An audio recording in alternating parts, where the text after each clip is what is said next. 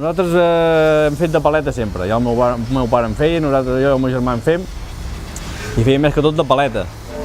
Però vam fer una font amb trencadís al poble del costat i arrel d'allà ens va sortir aquesta feina d'aquí, que vam començar per poca cosa i ho hem acabat fent tot el que és el trencadís de la casa. Jo n'he anat parlant amb gent d'aquí, inclús amb Jordi Faulí, amb el Ramon Espel. Ens hem mirat molt de cara a Torres Velles, les Torres del Naixement, que és on realment va veure una d'acabada a gaudir, i hem anat seguint bastant el que es feia allà. El trencadís només és una fórmula per seguir coses irregulars, amb ceràmica, per recobrir. Però no vol dir que hagi d'estar posat de qualsevol manera. Vull dir, si anem a les Torres de Naixement, però és que tot té una lògica, està ben posat, està ben buscat.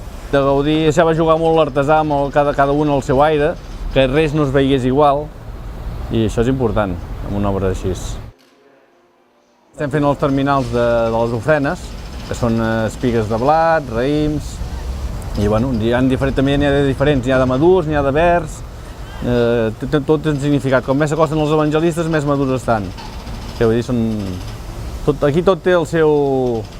No hi ha res simple, tot té una explicació darrere. És la que té la ceràmica i quan ho tinguem destapat... Aquest terminal el que ha costat més, diguéssim, el que ha donat més feina és que és molt gros, feines de manipulació, i a més hi ha les dues peces on van els escuts de ceràmica, que estaven partides en dos trossos, i els havíem d'ajuntar i que s'avingués tot, tant l'armat com el trencadís, com tot, no? I això ha sigut els reptes més difícils que hi ha hagut de cara a la peça. Temes de trencadís això ho tenim bastant per mà i cada lloc fem servir diferents tècniques, però ja ho tenim molt per mà. El que passa que el muntatge de la peça en si, que és tan grossa, és el que ha donat més que per fer anar al cap, diguéssim. En aquest cas estan fetes amb motllo, diguéssim, el trencadís està primer. Primer es fa la peça original, que es pot fer amb guix o amb forexpan, i després es fa el motlle, no? Sobre això després treuen el motlle, nosaltres ens el porten, marquem allà on van diferents classes de trencadís i allà enganxem el trencadís al motlle.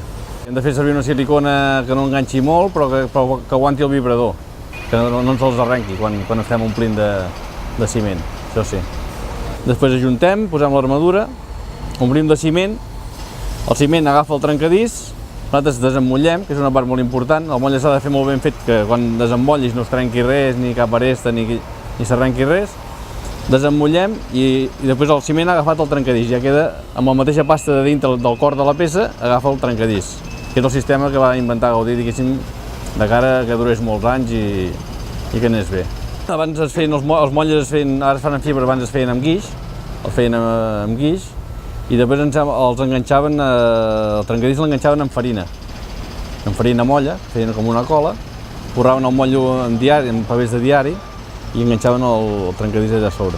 Com que es feia manual i això, algunes peces queien però moltes aguantaven. Ara amb els vibradors, si ho féssim així, cauria tot. Si és totalment pla, pots jugar amb el tamany que vulguis. Pots fer els formats, pots fer un trencadís que quedi molt bé al teu aire, vull dir, el que vols ho pots fer. En canvi, quan és la peça corba, com més corba és, més petita ha de ser. Perquè tu la presentes allà al motllo i si et fa pont o et balla, si és corba així o corba així, et farà pont o et ballarà i després ja t'ho diu el motllo la mida que necessita. Els que porten el medalló les cares són llises, en canvi el que porta la ment, que és aquell que fa mitja lluna, aquell és totalment curvo. I allà sí que ens ha marcat una mica les mides al motlle, diguéssim. Hi ha pòrfid, hi ha gres, hi ha sènia, diferents colors de sènia, hi ha rosat, verdós i beix.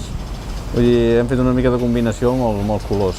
Moltes vegades hi ha degradats, dintre d'un mateix color hi ha diferents tons, o amb dos o tres colors ens marquen si volen que n'hi hagi més amb un punt, més amb un altre, i després ens deixen una mica el nostre aire també. Ells ens donen més o menys el que volen, i ens deixen fer bastant el nostre aire. És un honor, no? Treballar aquí. Et sents satisfet quan has acabat de fer una cosa i treuen tota la vestida, es veu ben net el primer dia, allò que es veu brillant. Hòstia, et sents satisfet i molt a gust.